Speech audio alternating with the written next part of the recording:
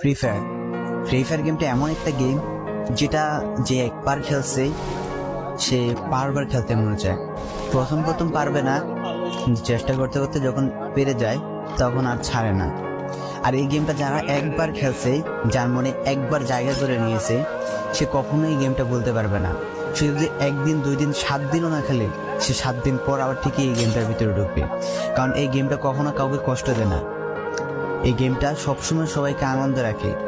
এই গেমটাতে আমি অনেক সময় কাটাইছি, আর এটা আমি কখনো ভুলতে পারবো না। এই গেমটা আমার কাছে এমন একটা গেম যেটা কিনা আমি বলে বোঝাতে পারবো না।